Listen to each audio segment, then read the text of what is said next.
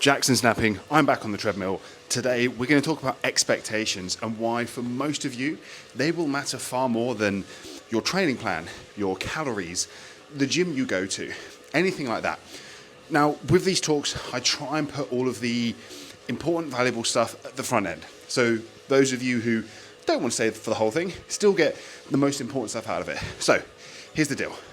If you do not set realistic expectations when life gets chaotic and busy, then you are setting yourself up for disaster. Simple as that.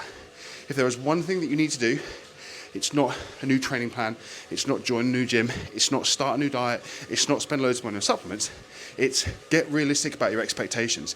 Now, I'm not suggesting that you should set your expectations low at all times. I am a huge advocate for pushing yourself, for challenging yourself, for trying as hard as you can. But it's important to caveat that. And that's what we're going to go into today. So if that's all you want to hear, I'd appreciate if you hit the like button. If you're not subscribed yet, subscribe.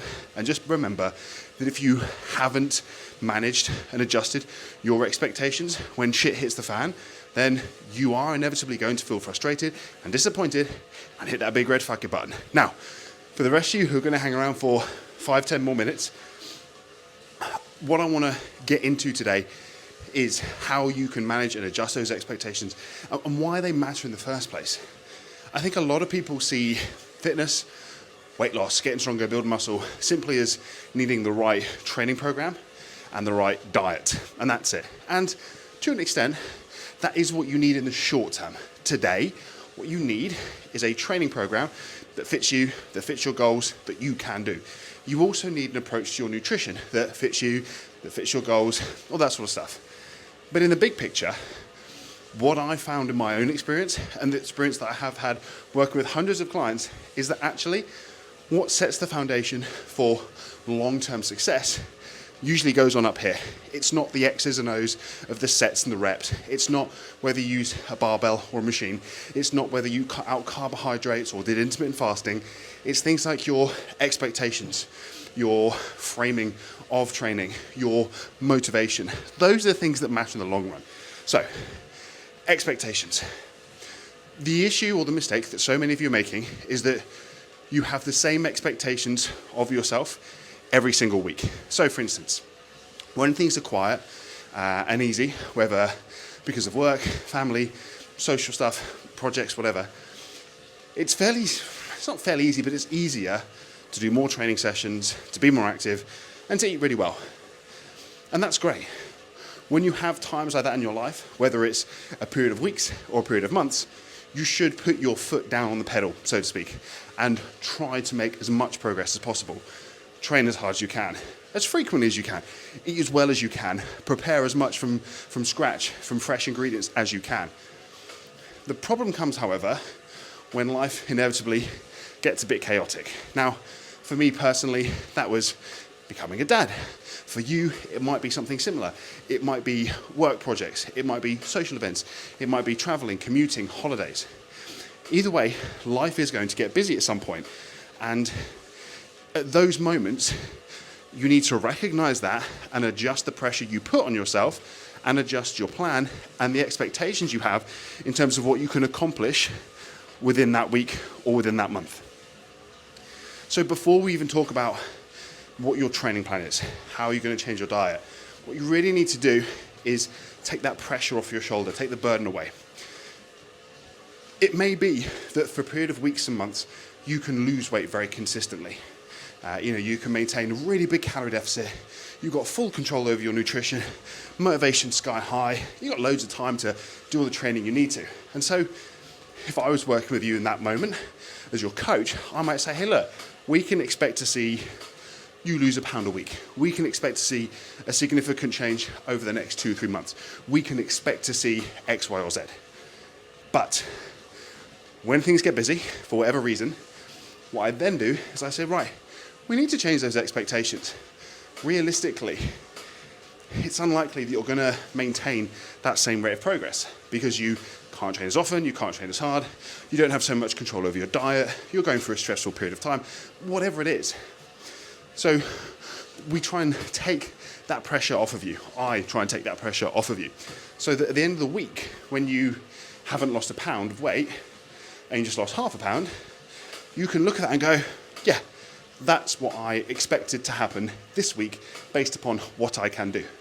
At the end of the month, when you've only lost a couple of pounds, rather than the 3 or 4 pounds you lost previously when things were quieter and easier, you can look at that and go, that's pretty good. I'm happy with that because that meets the expectation I set of myself. It's not saying that you shouldn't have any expectations, that you should just accept that shit hits the fan and you're gonna fall off the wagon and your progress is gonna be completely derailed. That's not the point. The point is to have harder expectations, bigger goals, bigger ambitions, and softer ones, more moderate, more reasonable. Not to have no expectations whatsoever. This will then influence the decision-making process when it comes to your training plan. For instance, if you go from doing 4 gym sessions a week to 1 gym session a week and a couple of home workouts that are 20 to 30 minutes long, you can probably expect the rate that you're building muscle, the rate you're getting stronger, to slow down. Or maybe even to plateau if you can't train enough. Maybe you just maintain for that period of time. So again, the training plan is based upon those realistic expectations. And for some of you who are perhaps up for a challenge, stubborn in nature, some might say pig-headed, you might go, no, don't matter how busy I am, don't matter how stressful life is, I always hit the gym, I always eat well, I always do this, that, and the other. I expect the same myself all the time. And to you, I would say, prove it. I'm yet to really know anyone who isn't a professional athlete of sort be able to sustain the same output and the same input, I suppose, if we're talking about food and nutrition, week in, week out, month in, week out, year in, year out.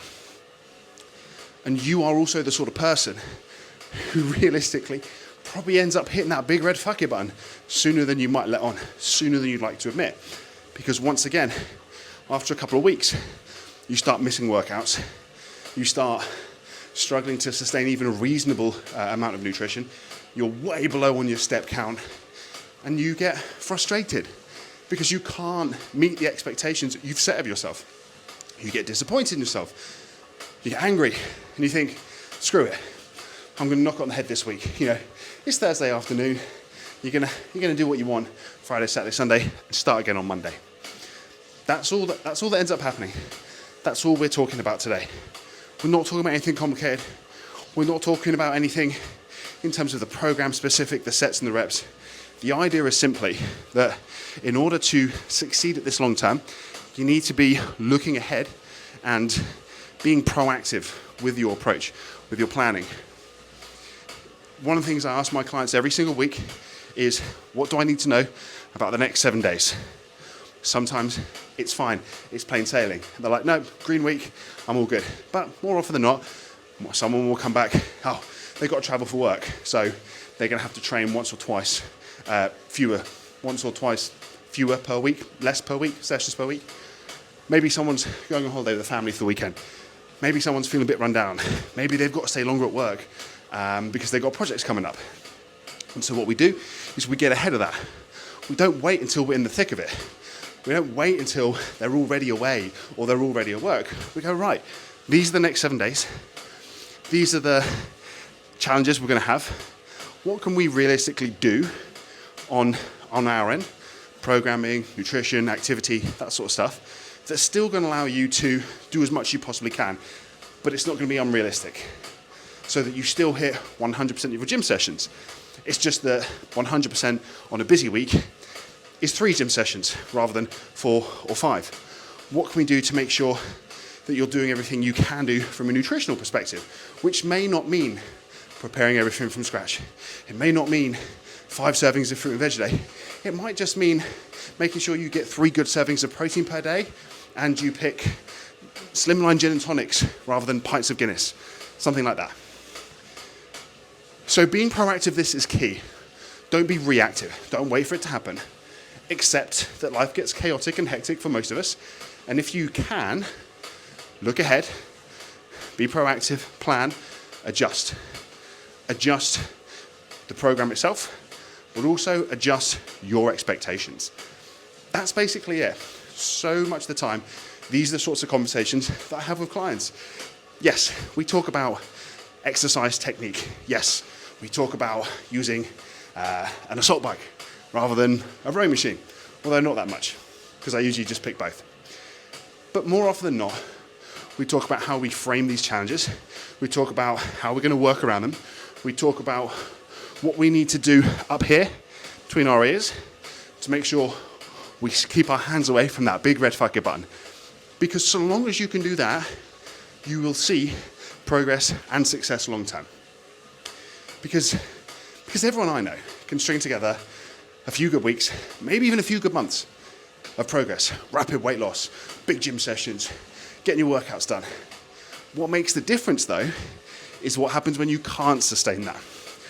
Yes, I know you can do everything perfect for a period of weeks or a period of months, but it's what happens at the back end of that when shit hits the fan, when life gets chaotic, that makes the difference. Because so many times I see people take 2, 3, 4 steps forward, make huge progress, big weight loss, big gains, fitter, stronger, more muscle, and then they don't change the plan, they don't adjust their expectations, they hit the big red fuck it button, and then all of a sudden they're 2, 3, 4 steps back. And I think that's how you end up in this endless cycle of being on and off, rather than being on and then holding your ground, on and holding your ground. And that's all you need to do. You don't need to expect progression from yourself in every facet of your fitness journey at all times. It's unrealistic.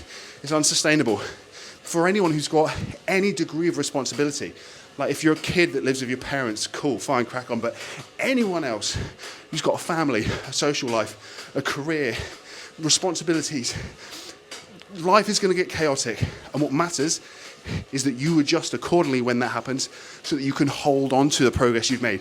You can dig your heels in, be stubborn, hold your ground, recognize what the sort of minimum effective dose is, and commit to ticking that.